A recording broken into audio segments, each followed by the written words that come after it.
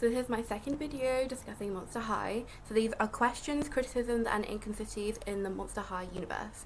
And first of all, we're going to be starting with Monster High Webisodes. So this will be concerning Volume 1 for today's video. In episode 1, Jaundice Brothers, Frankie says that she's a new girl and that she's only 15 days old. Which is funny because she was also the new girl and only 16 years old in New Girl at School, which we just covered. Even if this is a separate thing to New Girl at School, it's a little bit strange about the inconsistencies of her age. Like, if you're going to make her the new girl and she's going to be 16 days old in one, then why wouldn't she be 16 days old in the other?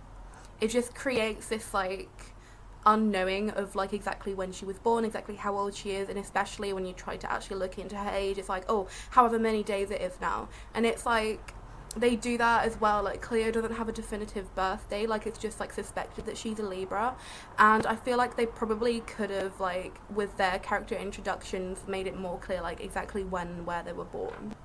Also, Draculaura shows up in camera, but not in the mirror, and I did hear that there might be like cameras without like mirrors, like in the lens kind of thing, so that it can capture that kind of thing. But then again, if that was true in this universe, then surely she'd be able to use something like that so she could see her reflection.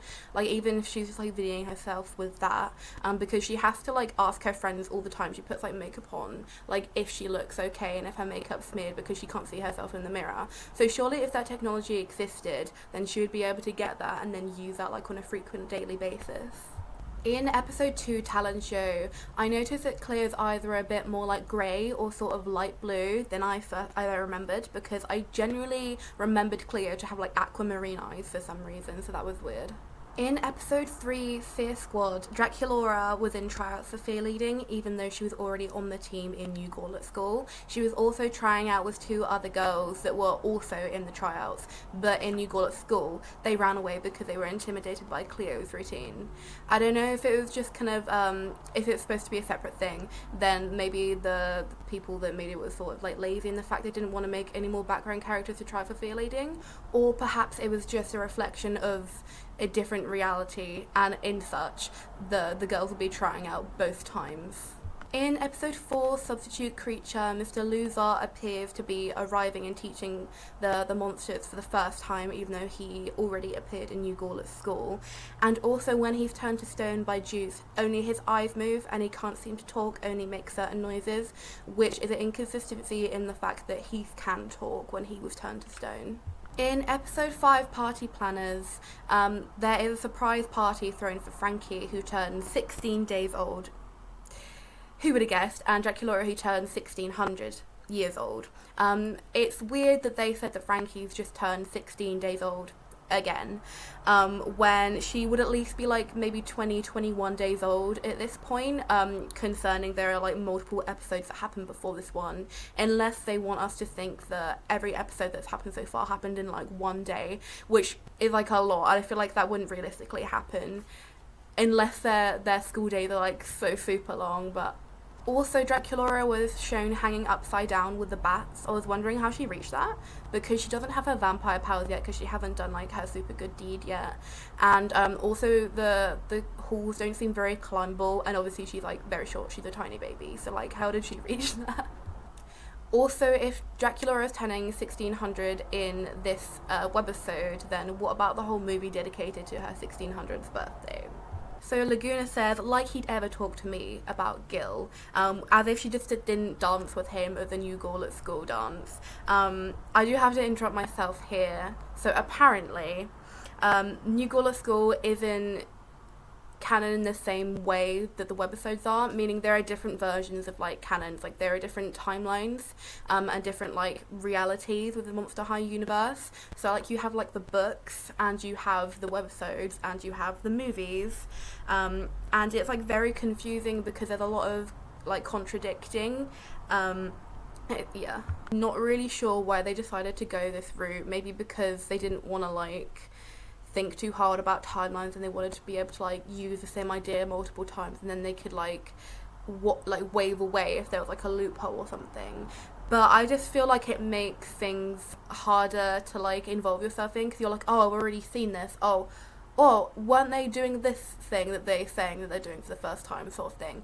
And it's, I don't know, I just feel like it was a strange way to go. Like, surely it could have worked just as easily if they'd have used the same timeline regardless of movies, webisodes and whatever. So in episode 7, copy K9, Julia has like super speed when she's writing in the exam, and it's like zombies are notoriously very slow. They've even mentioned that in the Monster High universe, and so it's like, I understand that zombies are like meant to be slow, but where did all that speed come from when she was doing her exam? I know it's supposed to be like a humorous scene, and that like so Claudine couldn't copy her work, but if they're inherently so slow, then where did she get all that speed from?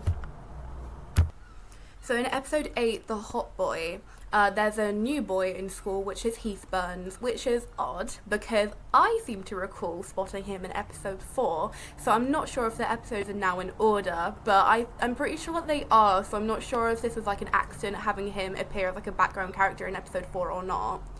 Also, the fact that he likes Draculaura looking horrible, which, by the way, like, her makeup's a little smeared, babe. She doesn't look that bad, goddamn. And, like, why would you like that? That's such a weird thing to be interested in, you know? I think it kind of gives, like, oh, I like my girl insecure. You know, I hate Heath. I just, like, he can be funny sometimes, but overall his character is just disgusting.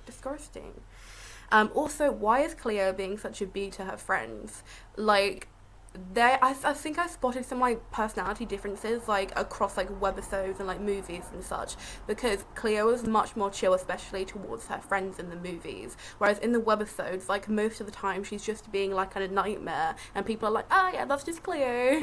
I had a question because in episode 9, Bad Scare Day, there's a mummy teacher that can turn invisible. So if his monster form is like he's a mummy, but then he also has the power of turning invisible, like, what kind of monster is he then? Like, do all mummies have a sort of power? But then what's Cleo's, you know, because she only seems to use amulets to get power, and that's an external thing. Like, she doesn't have that power within her, and neither does Nephra. So yeah, it was just kind of weird. Like, maybe he has multiple, maybe, I don't know, maybe he's like a hybrid monster like Nathan Rot. I'm not sure. I'll have to look into that.